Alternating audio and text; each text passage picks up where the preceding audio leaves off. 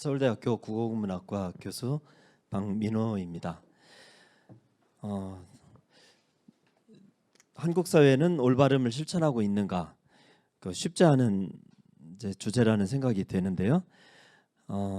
제가 아마 국문학자로 있기 때문에 저한테 이런 어떤 주문이 있었던 게 아닌가 생각을 합니다. 여기 이제 그리스 얘기니 영국 얘기니 이런 얘기들이 나온다 해도 그런 것들은 제가 국문학자로서 또 문학 비평을 하는 입장에서 필요해서 이제 그때 이렇게 수용했던 그런 이야기들입니다. 그런 차원에서 또 들어주시면 되겠고요. 또 저는 이른바 이제 지금은 586이 되는데요. 그러니까 80년대 중반에 그 대학에 들어간 이제 그런 세대입니다. 그러니까 아마 저의 어떤 논지라든지 이런 것에 대해서도 조금 짐작은 되시리라고 생각을 합니다. 이제 그런 사람의 이야기다라고 생각하고 들어주시면 되겠습니다. 자, 정치란 무엇이냐라고 하는 것도 이제 제가 손창섭이라는 작가 2010년에 그 세상을 떠나셨는데 이분은 1973년부터 74년 정도 사이에 일본에 건너가셔서 잠깐 한국에 오시긴 하셨지만 전후 작가로서는 아주 유명한 분인데, 그런데 이제 일본에서 이제 세상을 떠났기 때문에 그 언젠가부터는 그 사람은 일본에 귀화했다 이렇게 이제 얘기들을 많이 했었습니다. 그런데 이제 제가 보니까 귀화하지 않은 채로 한국인인 채로 세상을 떠나셨어요.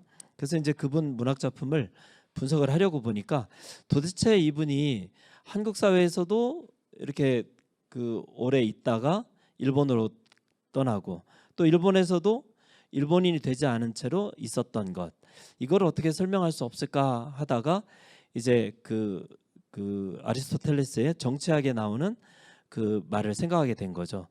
메토이코이라고 해서 재류 외인이다.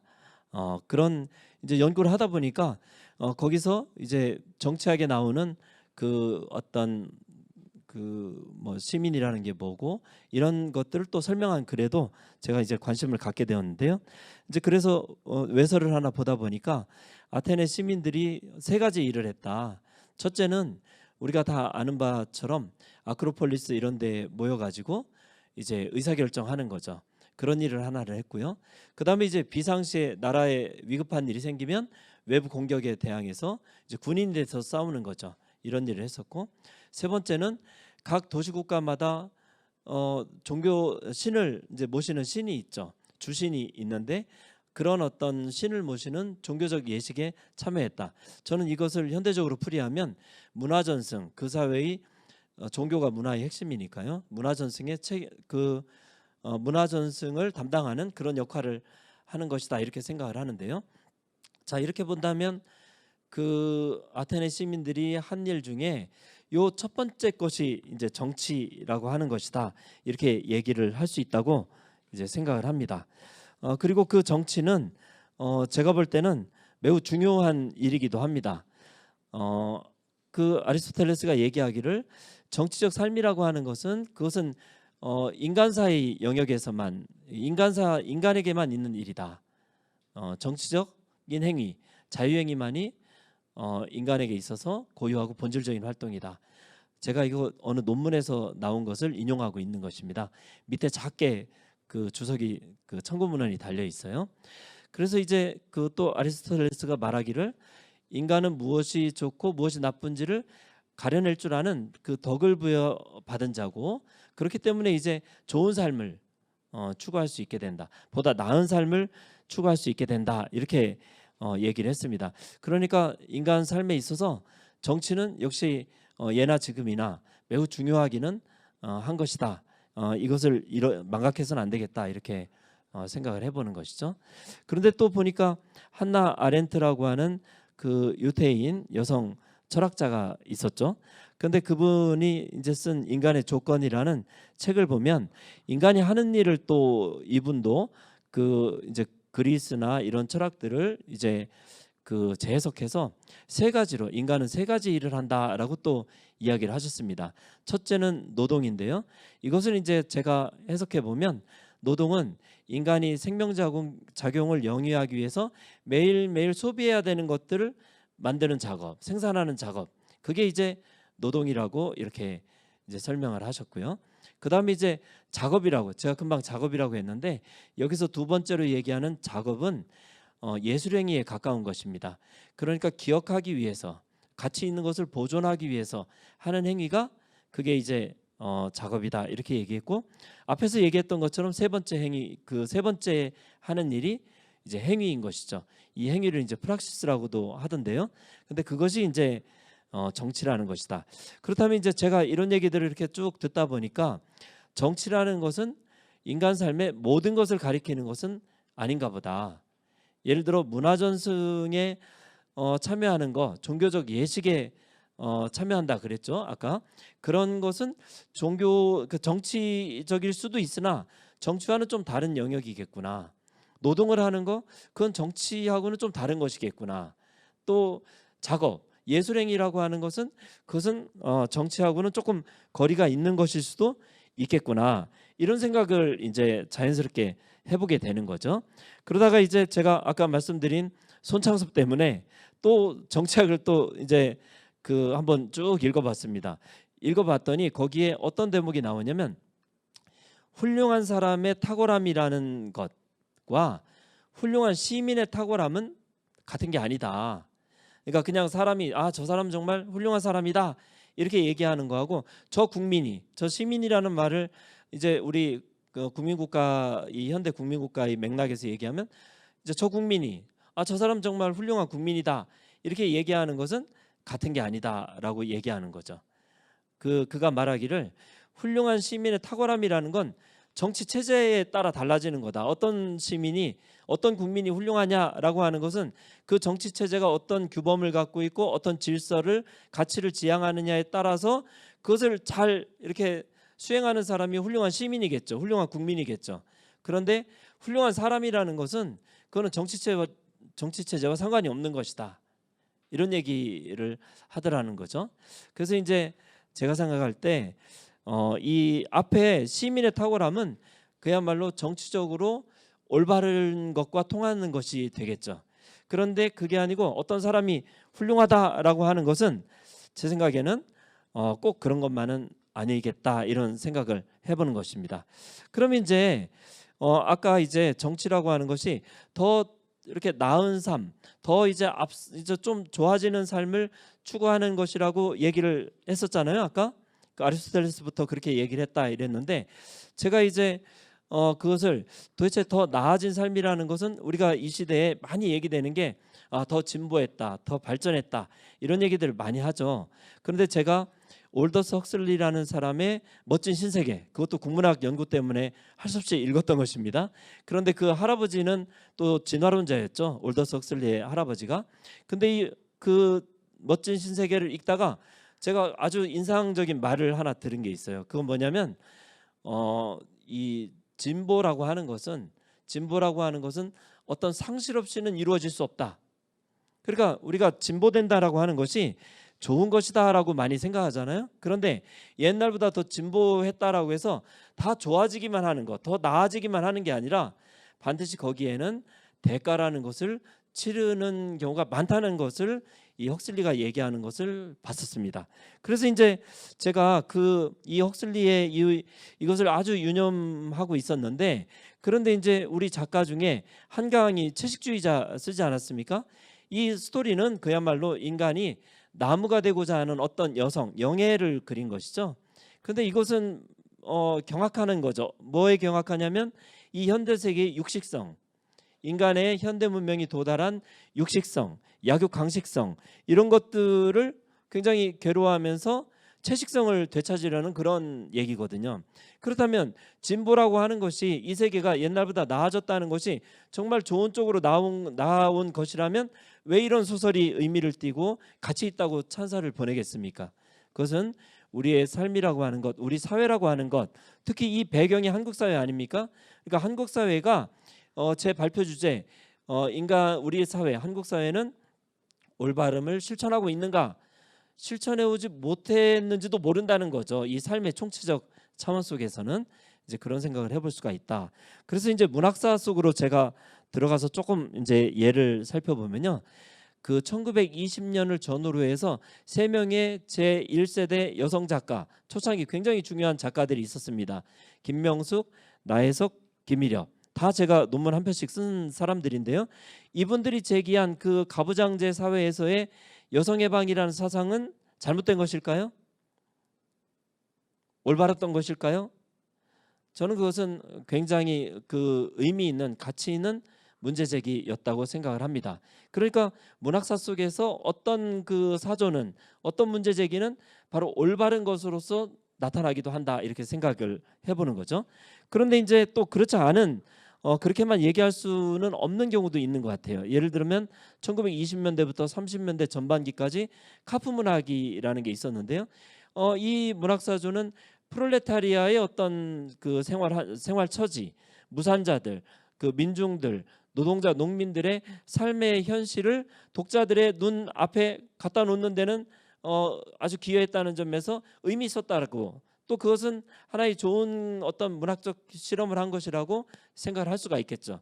그러나 또 이 카프 문학의 배경이 되는 사상 속에 들어있는 프롤레타리아 독재 사상이라든지 이런 어떤 또 중앙 집중제 같은 것을 옹호하는데 그것이 갖는 어떤 역설적으로 반민주적인 성격, 이런 것들은 사실은 완전히 긍정할 수만은 없게 만드는 요소가 있고요.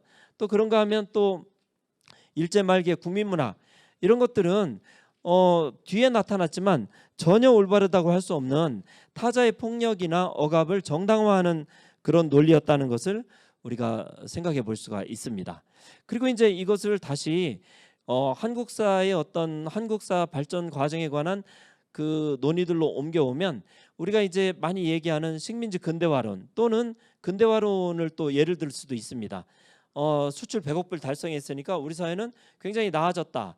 그리고 또 어떤 일제가 그 과거에 했던 지배 행위가 단순히 잘못된 것만은 아니었다. 왜냐하면 우리를 근대화해 주었기 때문에, 철로를 놓고 학교를 지어주고 했기 때문에, 이런 방식의 주장을 우리가 볼 수가 있죠. 저는 그런데 이것은 인간을 물질 중심적, 육체 중심적으로 사유하는 경향을 보여주고 있는 것이다, 이런 생각을 하고 있고요. 또 다른 한편으로 이에 저항하는 어떤 비판하는 그런 이제 흐름들이 꾸준히 있어 왔죠. 근데 이제 그것을 대표하는 사주 중에 하나가 마르크시즘이라고도 볼 수 있을 텐데요. 그런데 이쪽 근대화론 또는 식민지 근대화론이 부를 증대시키자, 물질적인 어떤 풍요를 먼저 이루자라고 하는데 초점을 맞추고 있다면 또 이쪽 입장은 그 물질적 부를 좀 나눠보자라고 하는 것이죠. 근데 저는 그 두 입장이 모두 인간에 대한, 인간을 정신과 육체의 어떤 총체성의 존재로서 보고 정말 정신적 가치라든가 이런 것들을 그것을 어떻게 강조해야 될지 명확한 자리가 없었던, 부족했던 그런 어떤 뭔가 부족함을 가진 그런 이항 대립적인 것들은 아니었던가, 그런 입장들은 아니었던가.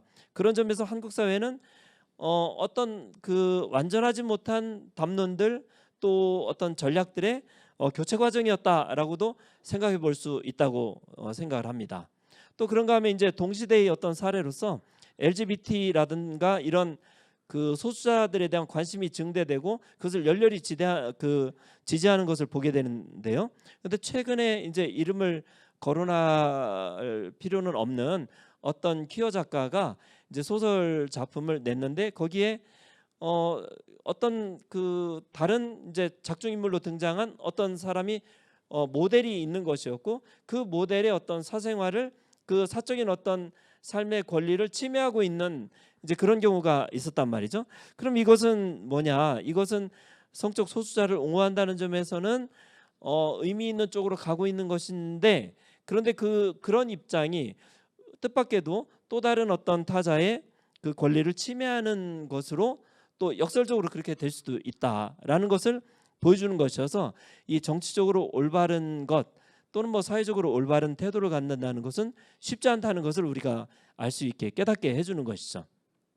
여기서 이제 정치적 올바름, 즉 political correctness라고 하는 이야기로 돌아와 보면 이 정치적 올바름은 원래 말의 표현이나 용어 사용에서 인종, 민족, 언어, 종교, 성차별 등의 편견이 포함되지 않도록 하자, 이렇게 출발했던 것이죠. 그러니까 어떻게 보면 언어의 측면에 주목해서 우리의 인식이 우리가 사용하는 용어들, 언어들에 의해 이렇게 기대고 있으니까 그걸 좀 우리가 좀 잘 아주 세심하게 그런 이제 편견이나 선입견이 사용되지 않은 언어들을 사용하는 그런 쪽으로 가자는 것인데, 물론 그것만은 아닙니다. 이제 거기서부터 출발해서 이 정치적 올바름이라고 하는 것이 일반화되면서 단지 언어 사용의 문제나 이런 차원을 넘어서 정말 정치적으로 올바라야 된다라고 하는 식으로 미국에서도 일본에서도 뭐 여러 사회에서 사용되고 있죠. 그런데 이제 한국에 이게 이제 상륙한 지가 전문 용어로서 상륙한 것은 제가 볼 때 한 10년, 15년 이렇게 되지 않았던가, 제가 과문해서 틀렸을 수도 있습니다. 그런데 그런 이제 입장들이 상륙하면서 한국에서는 특히나 일반화된 것 같아요. 그래서 정치적으로 올바라야 된다라는, 그래서 또 그 즈음에 자크 랑시에르라고 하는 프랑스 철학자가 이제 주장한 것이 예술은 정치다. 그래서 이제 감성의 분할이라는 아주 잘 알려진 용어가 있습니다. 근데 그것을 젊은 문학인들이 아주 광범위하게 받아들였습니다. 창작자도 그렇고 평론가도 그렇고. 그러다 보니까 이제 이게 이렇게 된 겁니다.